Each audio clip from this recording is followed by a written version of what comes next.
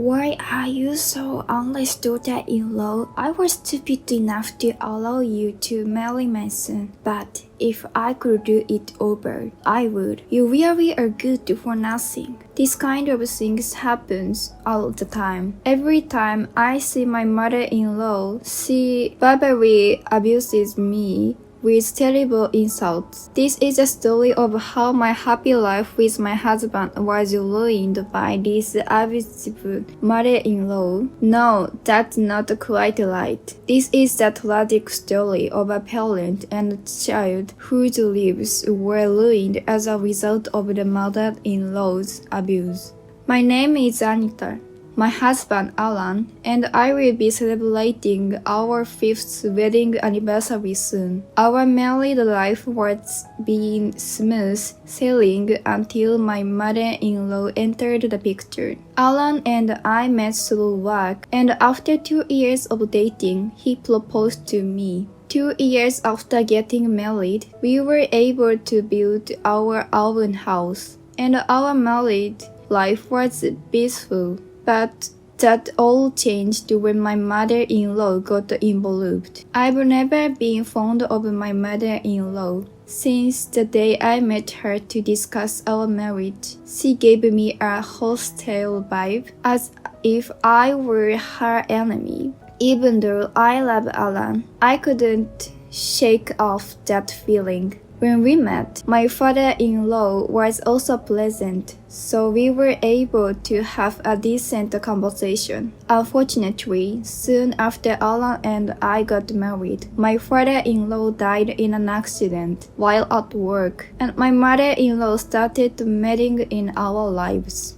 Every time Alan and I visited her at her home, she would criticize and belittle me. One time, I offered to help her with something and she said, "Why are you so clumsy, Anita? I told you before, you have a terrible memory. You are ruthless. Just sit quietly over there." Although my husband Alan is usually kind and loving towards me, he doesn't help me when we visit his parents. He should hear his mother making snide remarks about me. He continues to pretend not to hear, and eventually says to me, "Please don't make my mother angry." Why do I have to be the one who gets scolded? Despite thinking that, I didn't want to ruin my beloved husband's mood, so I always remained silent and let my mother-in-law say whatever she wanted. After several years of married life like this, the stress kept building up day by day. I love my husband dearly, but the relationship between me and my mother-in-law is just unbearable. Even though we have been happy spending our days in the home my husband built just for us, my mother-in-law manages to ruin my mood. I've been avoiding visiting my in-laws with various excuses, but now my mother-in-law comes to our home unannounced. It would have been tolerable if my husband was there, but it's just the worst when I'm alone at home. She comes in uninvited, rummages through our belongings, and takes whatever she likes without asking. "Oh, this tea looks delicious. You shouldn't keep it all to yourself. I'll take some. These snacks are not from a famous place. I'll leave some for Alan, but I'll take the rest." She decides everything on her own and talks to herself. Finally, she inspects the entire house, and if she finds even a teeny bit of dirt, she says, "This place hasn't been cleaned properly. There's dust everywhere." She won't even let small dust particles go unnoticed. "I can't stand it. I made a mistake in letting you marry Alan. He can't live in a house like this." She scolds me like that, but when my husband comes home, her attitude completely changes. "Welcome home, Alan. You must be tired. I noticed that the house wasn't cleaned properly, so I took care of it for you. She says that and clings to my husband. By the time my mother-in-law returned home, it was already past 9 p.m. and I was exhausted. My husband was able to just take a bath and go to bed, but I still had cleaning and laundry to do.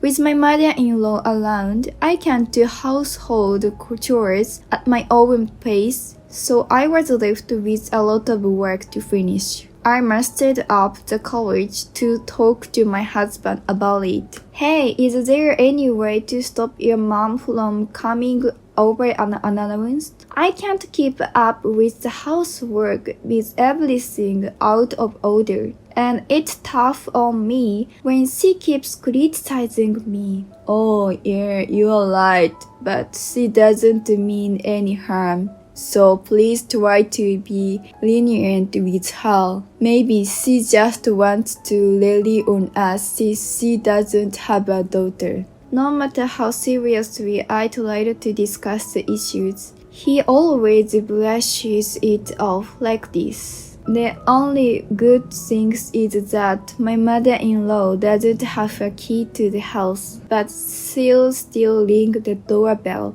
incessantly when she shows up unannounced. You are home, right? I already confirmed with Alan that today is your day off, so please come out quickly. She'll keep pressing the doorbell until I open the door. Even though she doesn't have a key, she'll still check my day off at work and come to visit me. I once pretended to be out, but my husband got into an argument with her after she complained to him about it. Since then, I reluctantly welcomed my mother-in-law whenever she visited my house. Days went by like that, and my stress finally started to affect my physical health. I lost my appetite and felt more stomach pain. It seemed like I was losing more hair than usual every morning when I tried to style it. Worried, I went to a nearby hospital to talk about my symptoms. The results were predictable. It was all due to stress.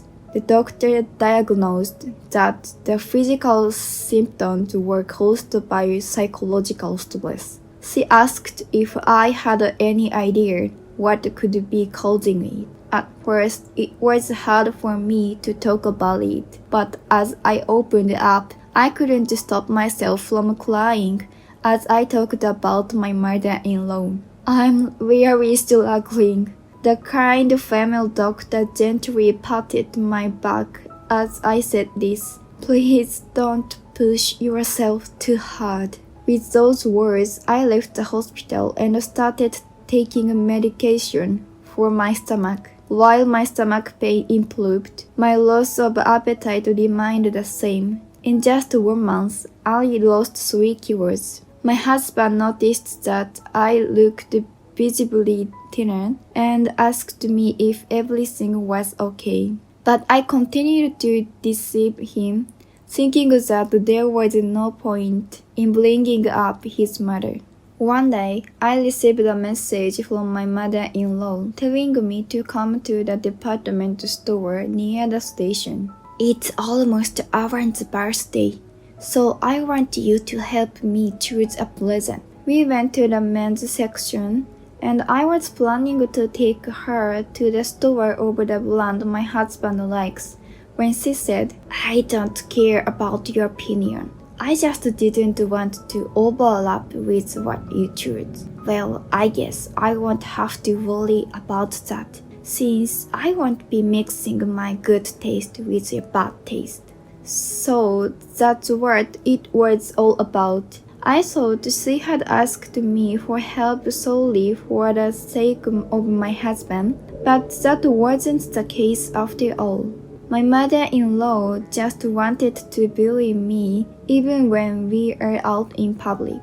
Realizing this, I felt like I was about to burst into tears and said, Excuse me, my mother-in-law, I'm going to the restroom for a bit. When I was about to come back after a while, I overheard my mother-in-law's voice. "It's been a while. You look so beautiful now." Her voice was different from the usual tone she used with me. It sounded bright and tearful. The person she was talking to was a woman around my age. Unlike me, who had never dyed my hair, she had bright brown hair and heavy makeup. She was also dressed in expensive branded clothes, making it clear from afar that she was rich. Who could she be? I wondered. As my mother-in-law finished talking to her, I went back to her side. "I'm sorry to keep you waiting." "Gosh, you're always so slow." Despite it being only a few minutes, I couldn't help but feel the sting of her words. But there was no use in dwelling on it, so I apologized once again and accompanied my mother-in-law on her shopping trip, even being made to carry her bags. Somehow, she ended up insisting on coming back to our house and began arranging the daily dishes that she had me buy a plate as soon as we arrived. Then, my husband arrived at just the right time and took his seat next to his mother as dinner began with her included. That's when my mother-in-law spoke to my husband. "I ran into Avril at the department store today. She's running her company now, isn't she? She's become even more of an amazing woman." I wondered if Avril was one of my husband's classmates or something, as I listened to the conversation with curiosity. Then my mother-in-law continued. "She was wearing expensive, mostly branded clothing, and even had an expensive-looking ring on. You really missed out by breaking up with such a great girl like her." That was the first time I learned that Avril was my husband's ex-girlfriend. And I thought it was tactless of my mother-in-law to talk about that in front of me, her daughter-in-law, but I knew all too well that was just her personality. However, what caught my attention was my husband's reaction. "Haha. Oh yeah, I guess it was the same. Well, maybe." That's what he said. I glanced at my husband briefly, but as soon as our eyes met, he looked away awkwardly. I thought something was fishy, so I decided to investigate the next day. The first thing I came across was credit card statement in my husband's garbage can. My husband, who had no hobbies, didn't drink or smoke, and who should have been saving money diligently, had spent nearly $5,000 in January. What is this? What does this mean? Upon investigating the stores listed on the statement, there were mostly women's brand stores. Considering his reaction from yesterday, I suspected that my husband was cheating with his ex-girlfriend.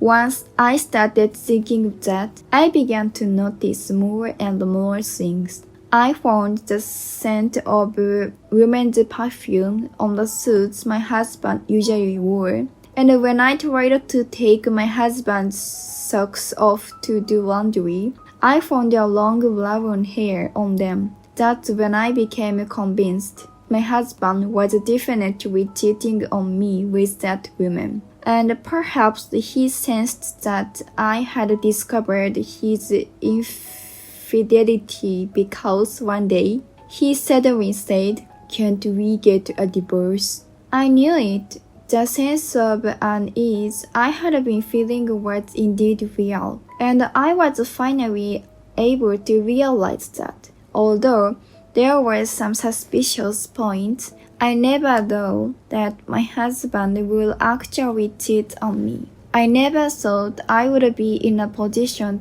to be cheated on myself. While thinking that these things really do happen, I replied, "Sure, that's fine." Anita agreed to the divorce so easily that he was surprised, and so was she. She couldn't believe that she could accept the divorce without any niggling feelings. She had loved her husband so much, or so she thought. However, she must have been more tired of her husband's infidelity and her relationship with her mother-in-law. After that, we proceeded with the divorce proceedings immediately, and I told my husband that I knew about his infidelity. I returned to my parents' house immediately after the divorce, but soon learned that my ex-husband had remarried his ex-girlfriend named Avril. To be honest, she wasn't interested. She felt stronger about him doing whatever he wanted. 5 years had passed since then. I had already been living a fulfilling new life. One day, when I was enjoying a cup of tea alone at a cafe near my workplace, I heard a familiar voice from the seat diagonally behind me. It was my mother-in-law. She was sitting with the woman I had seen before, my husband's married partner. A little boy who was with them called my mother-in-law Glamour, and I realized that they had remarried and had a child. I didn't feel any shock at all for some reason, and left the shop without being noticed. Several weeks later, I received a letter addressed to me. The sender was my ex-husband, and it said, "I want to start over." What's this? I had thought it was too late for anything, but there was more to the letter. Apparently, my ex-husband's new wife had cheated on him and had a child with another man. Recently, I learned that her claim of running her own business was a lie. She had been cheating on her husband and sleeping with men who gave her money for investments. Furthermore, this may only be my ex-husband's speculation, but he suspects that she married him to get close to his mother, who apparently has a large life insurance policy. My ex-boyfriend's current wife seems to have taken advantage of many people, borrowing money under the guise of investment and leaving them with large debt. Despite this, she continues to visit expensive salons and buy luxury goods without changing her lifestyle. The letter was a prayer for help as she can no longer endure her mounting debt. At the climax, it seems Anita's ex-husband became interested in a DNA test of the child she gave birth to. The test revealed that the child was not related to him. He regretted divorcing Anita because of this, and sent her a letter this time. After learning this fact, Anita's mother-in-law, who had a pre-existing heart condition, was shocked and fell ill. She is now bedridden in the hospital. Anita's ex-husband asked her for help, saying that her assistance was necessary. However, Anita had no intention of helping them. Her ex-mother-in-law, who had bred her as a daughter-in-law, and ex-husband who had cheated and betrayed her, were not worth helping in Anita's opinion. Besides, it was her ex-husband's own fault for being deceived by such a woman in the first place. Her ex-mother-in-law was likely blinded by the woman, who was decked out in the brand name clothing that she hadn't seen in a long time, and immediately accepted her husband's infidelity. The parent and the child were truly nothing but fools. Anita ignored the letter from her ex-husband. Then, a few months later, she received another letter informing her that her ex-mother-in-law had passed away. Anita wondered if her condition had been so bad But it was undoubtedly her ex-husband and ex-mother-in-law's own fault. However, what concerned her was her ex-mother-in-law. Cause of this, she found out from the police who visited her home that her ex-mother-in-law had died of suffocation.